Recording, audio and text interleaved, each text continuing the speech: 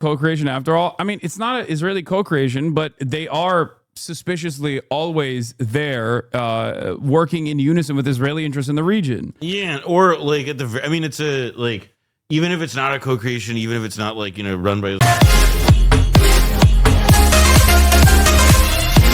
or whatever, it's a classic case of, it's like the enemy of my enemy is my friend, extrapolated to include literally ISIS. Yeah, no, like Israel's attitude is that yes, we have to hand it to ISIS. Always, like always and consistently, whether it be in Syria or literally in the Gaza Strip.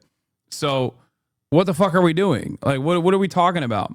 The very figures that you could point to with these like stereotypical like jihadist Islamist fucking attitudes or whatever are actually operating within the Gaza Strip. They're operating with Israeli arms. They're operating inside of Israeli red zones that they've designated, inside of Israeli headquarters that they've created in the Rafah area. It's fucking ridiculous. And the reason why they were sent in as a scourge on the civilian population is to specifically destabilize aid distribution. Like, that's the reason why they fucking started operating. Oh, wait, so you're telling me the former ISIS members are now fighting on the side of Israel to kill Palestinians? This is breaking my brain a bit. It's so funny when there's always like, yes, the answer is yes. No, and it's not just that. I'm telling you that former ISIS members who are drug traffickers who were in prison, okay, were released most likely by Israel to directly create a formation known as the Popular Forces. Okay, that's what they're called. They have an AI image logo. Have you seen that? Yeah. Yeah. They are literal open fucking allies of Israel. Okay. And not only are they literal open allies of Israel, they write opinion pieces on the Wall Street Journal. Gazans are finished with Hamas. Which, Popular by the way, Forces, like, which is not even true. Which also we should say, like more seriously, like, how does this guy end up who doesn't read? Like, Mohammed Shahad is exactly right. Like, this is the IDF and the Mossad, which is or whichever, take your pick. But they are clearly, you know, in contact and working with the editors of the Wall Street Journal to be able to, you know, to sell this crock of shit. And that's where, I mean, this is. But like, who's reading this and going, wow? More, okay, you say that, but like, there's probably like, you know, like people who read the Wall Street Journal opinion page and who are conservative and who like this is an opinion that people want to read. It doesn't matter that it's not true. It doesn't matter that it's like astroturfed by, you know, in a very real sense. It doesn't matter that this isn't, you know, that every single survey shows that even if Gazans who are critical of Hamas don't want it to lay down its arms because they understand that it's the last thing resembling protection from Israeli sovereignty. You know, exactly. You know, it's all, they don't want to know that. What they want to see is that Gazans are finished with Hamas and that there's a guy waiting in the wings to take over and be our boy when Israel finally wins this war. Like, that's the lot. Like, there is an audience for that shit. And it, by the way, like, it's part of the effort by the IDF and the Mossad, not necessarily just to try and convince new people that there's, oh, well, you know, listen, like, you may have had sympathy with Hamas, but get a load of this. We have, you know, there's actually other people in Gaza who want to take over. No. It's about also. By the way, you know, a Mossad agent wrote this because Gazans are finished with Hamas. Like, not even Palestinians. He can't even get himself to type Palestinians are finished with Hamas. He's got to do the backspace on that one. No, but it's also about giving people who are in like the, you know, like who have arguments from like the Zionist perspective, who are solidly on the side of Israel, to be able to point to and say, whoa, hold on. Look at this guy. Look at, you know, it's about giving them another tool in the toolkit at a time when it's beginning to look pretty thin, when it doesn't seem like they actually have that many legs to stand on. And, you know, if you know anything about anything, you know that this is as fake an article, as fake news as it comes or whatever. Yeah. But, you know, to the undiscerning reader, which is surely most people who read the Wall Street Journal opinion section, this is another piece of rhetoric they can resort to. I'm sure grandfathers are sending this to woke children across the country. Yeah, to own them in the marketplace of ideas, to be like, see, I told you this is bad. Even Palestinians don't want it. It's like, you know what Palestinians don't want? To be ethnically cleansed, okay? That's the number one priority that they have. It's not like you give a fuck about what Palestinians want. You're like, oh, they have disagreements with Hamas. They hate Hamas. It's like, that's the only time it seems you care about Palestinian sovereignty or Palestinian opinions. You don't give a fuck when even the people that are protesting Hamas or whatever are like still primarily protesting Israel's genocide, blockade, and starvation policies. You don't give a fuck about that. You avoid that. You only bring it up when you're like, oh, but they hate Hamas. It's like, okay, I hate the Republican Party. Okay, I hate Donald Trump. That doesn't mean that I think millions of Americans should be ethnically fucking cleansed and starved. Okay. And it's obviously not even a comparison that we can imagine because there is no force as powerful. There is no way to showcase that power imbalance between Israel and the Palestinian population in the Gaza Strip. There is no way that I can give you a decent analog because like even China doesn't do it. Right? Like even saying like, oh, what if China was like blockading America? It's just like, it's not. It has to be like an alien force. Also, by the way, it's like a tactic that like that like we do. Like it's a thing that, I mean, part of, I guess, what feels like so strange in this as well is that it's like there are examples of this in which we like try to actively restrict like, I mean, because a softer, more legalized version of this that we employ on countries around the world is our psycho global sanctions regime. Yeah. The Washington Post coverage led by Jeff Stein did a bunch of really good reporting on how we've created this like, you know, decades old edifice of sanctions on governments all over the world that has in effect required many countries, extremely poor countries for the most part, to jerry rig systems of of food and aid. 69% of all of the 69% of the global South, I think, right? Like, yeah, it's an insane, and they have to do all these, you have to go through these crazy hoops to be able to make sure they can supply basic means for this society to persist. Because the U.S. determined that, you know, because of how we wield our sanctions weapon. Yeah. Also, for those of you who fucking talk about how anti-Semitic it is to make Holocaust comparisons, here is a fucking Holocaust survivor making that exact same comparison, okay? Gabor Mate is a Holocaust survivor. He's a baby during the Holocaust, okay? Here's his own words on this issue. The Jews were concentrated in this crowded area of Warsaw, and the Germans were deporting people. You know what the Germans did? They offered the Jews who were starving bread and jam to get on these trains and to ship them to their deaths. In Gaza, we've seen now for weeks upon weeks upon weeks, every day, people desperately lining up for food and then being killed. And Israeli soldiers have described how they've been ordered to shoot on people lining up for food. People that were no threat to them whatsoever. People that weren't even close to them to pose any kind of a threat. People that were unarmed. What? Tired of bringing Holocaust survivors as points? You find one who hates Zionism. I can probably find one who supports it. I don't know. Wait, what? What do you mean? Like, this is not for you, okay? That's not for you, weirdo. It's for the people who actually need to hear it from someone like Gabor Mate, someone like a Holocaust survivor, okay? That's it. It's just a way to fucking beef up your argument from the optics front for those who need to hear it that way, okay? Because let's be fucking real. If there's something that I do know from my experience of doing this kind of commentary for years at this point,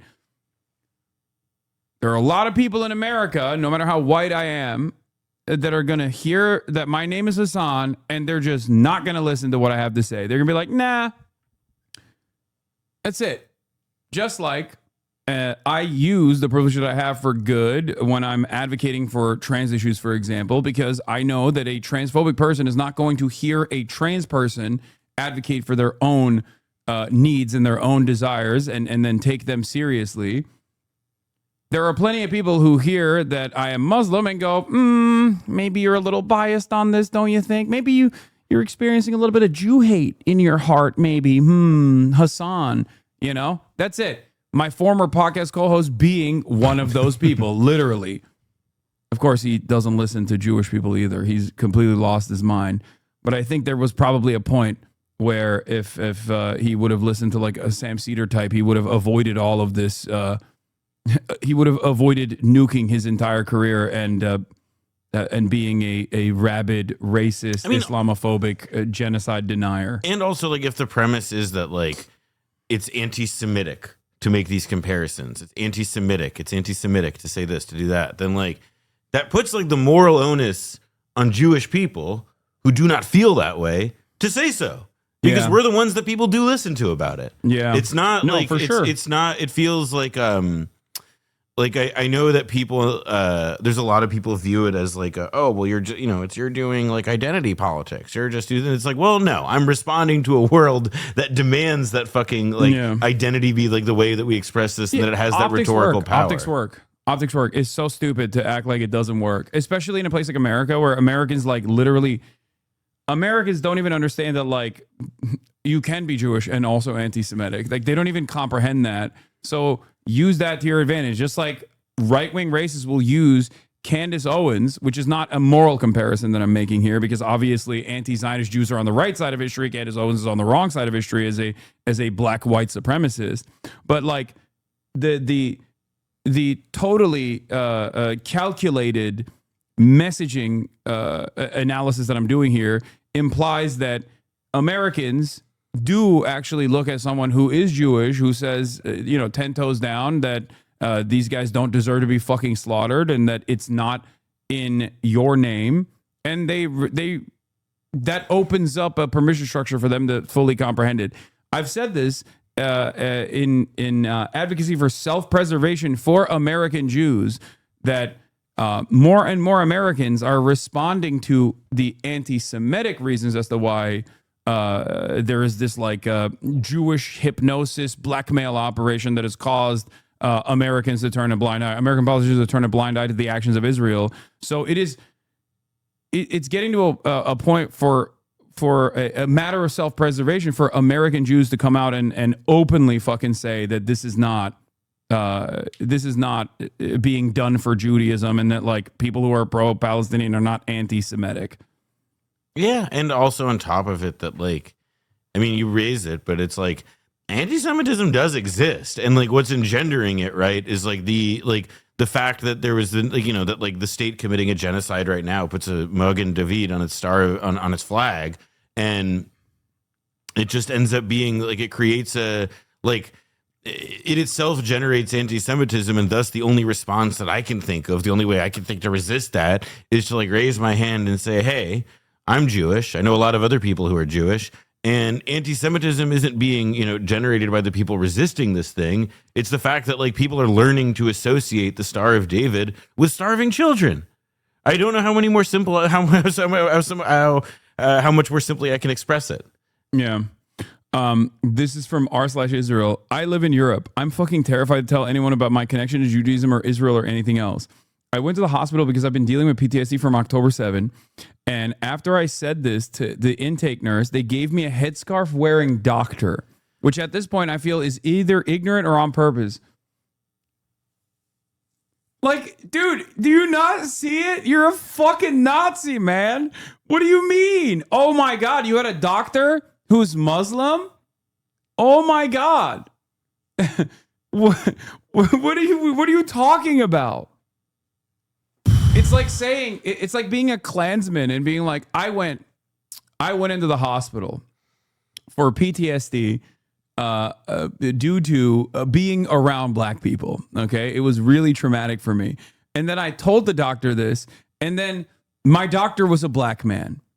Like, that's it. That's what this is. You're like a Klansman who's complaining that there is a Muslim doctor that was treating you. What if it wasn't? I mean, what I'm imagining, of course, is that like it wasn't a Muslim doctor. Like it's like he's saying headscarf, and it was just a woman wearing like an Orthodox Jew. Exactly. Yeah, she's an Orthodox Jew that was wearing a headscarf. And my God! But he's a secular Jew. Oh my God! Who's just as racist, it seems. My rambling point is, for all the brilliance of Israel, first of all, no brilliance whatsoever, could it not somehow get better at PR or pro-Jewish propaganda or something? Could someone please help? Please help. I'll give you the answer to that. No. No. Yeah, it's The best has already happened on that behalf. Oh, yeah. And let me tell you, it's not coming back. No. There's no more Abba Eban. There's no more Paul Newman starring in Exodus. It's over. Sorry. Yeah. Like And it's also new. And it was also literally the people that fucking carried it weren't like Israelis anyway. Like they weren't. It was like American Jews that did a pretty good job of doing marketing. Israelis do not do propaganda. They can't do it. They're too racist to do propaganda appropriately. Listen, they're too racist to make good content. We try putting the Israeli on the TV, but there's problem. And the problem is that when the Israeli person opens their mouth, slurs come out. It's we've listen, Israel country, we're best in high tech, scientific research, medical research, and we've been examining, we've been studying why this is. Why when the Israeli open their mouth, the slur come out on TV. And we're working with scientists on it, and we are hoping that by 2027 we will have answer. It's so bad. Is that why Sacha Baron Cohen is getting buff? Oh my God. Sacha Baron Cohen's divorce arc is heating up. He is. Oh yeah. It's just. I don't want to even talk about that. Okay, for so many years I tried to act as though it wasn't there, because he did have on accident sometimes it seems very good, sometimes anti-Israel propaganda, unironically, like. Who is America? Or was it what is America or who is America? Yeah, what? No, the Iran Murad. Yeah, it's like Iran Murad is so perfect. I wrote an article about it for Jewish Currents when it came out. It was like one of the funniest, most like biting and like correct satires of an Israeli that you'd ever seen, and it was the kind of thing that made me think like, oh wow, he's one of us.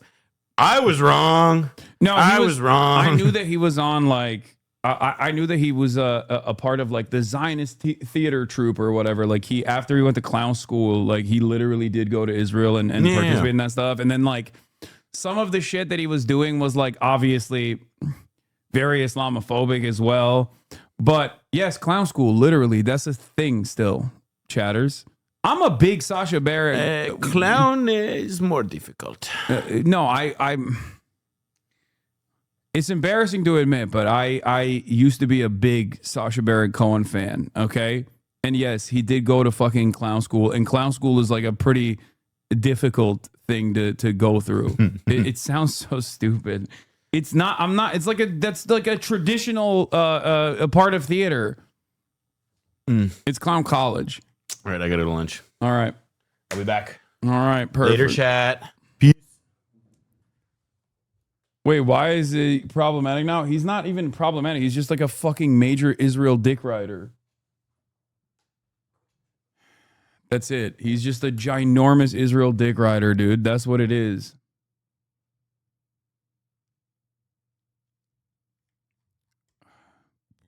That we can starve people, including children. That's what we're seeing now. You can't compare one-on-one. Gaza is not Auschwitz, but if you talk about human cruelty, lack of humanity, deliberate suffering imposed on people, the energy of it is the same.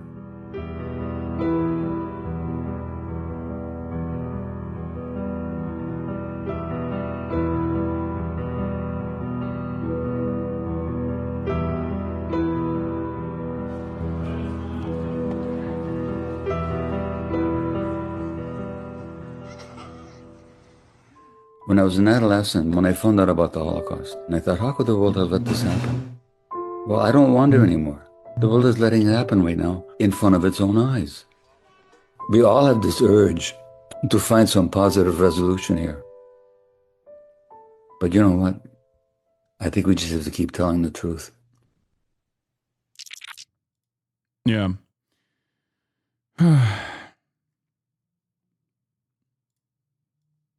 What a way to ruin a nice message. How you can't compare Gaza to Auschwitz. I don't care, dude. Okay, just calm down. Gabor Mate has always been a fucking anti-Zionist. No, that chatter is upset because in that process, he says you can't compare Gaza to Auschwitz, but like the energy is the same. The intention is the same. Okay. That's why someone is mad, because they're saying you can compare Gaza to Auschwitz. That's the only reason why the chatter is getting mad. It doesn't matter. It's not a one-to-one comparison. It's true. If you want to get like super specific, super deliberate, super literal about it, yes, it is not a fucking one-to-one comparison, but it doesn't matter that it's not a one-to-one comparison, because that's not the only genocide. That's not the only bad thing, okay? Like, Auschwitz and the Holocaust is not the only time something bad has ever happened.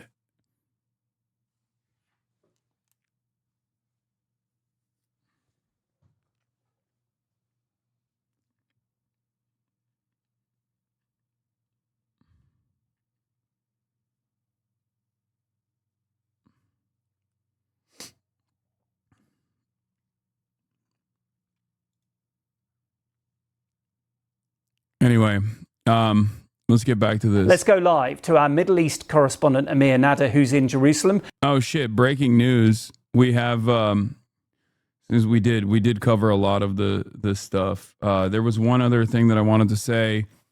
Trump, of course, came out and hit the, why don't the Gaza's dead children say thank you? President, should Israel be doing more to allow food into Gaza? Say it. Should Israel be doing more to allow food into Gaza? What did you say? Should Israel be doing more to allow food into Gaza? Well, you know, we gave $60 million 2 weeks ago. Which I thought it was 30. So they gave 60 to the GHF, apparently. This fucking dumbass leaked that it's actually twice the amount. And that's to the GHF, the murder machine that they set up in unison, in collaboration with Israel. And nobody even acknowledged it for food. And it's terrible. You know, you really at least want to have somebody say thank you. No other country gave anything. We gave $60 million 2 weeks ago for food for Gaza. And nobody acknowledged it. Nobody talks about it. And it makes you feel a little bad when you do that, and you know you have other countries not giving anything.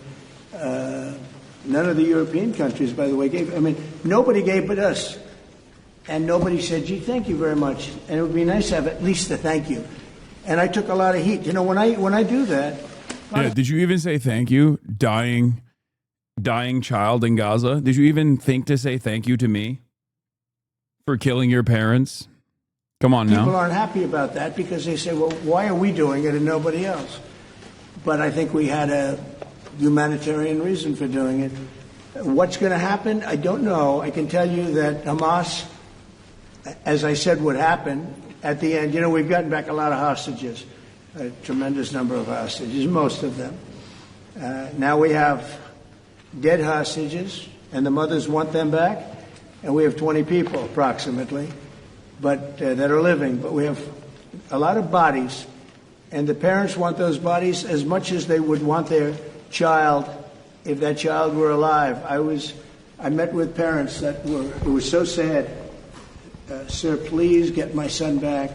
How is your son doing? Well, he's dead, but they have his body, and it's so important. It's more important. It's almost like more, but it's as important as if the child were living. These people were. They're devastated. And I said, when you get it down to a certain number, you're not going to be able to make a deal with Hamas. Because once they give them up, then they feel that that's going to be the end of them. And what I said is exactly true. You know, they had a routine discussion the other day, and all of a sudden they hardened up. They don't want to give them back.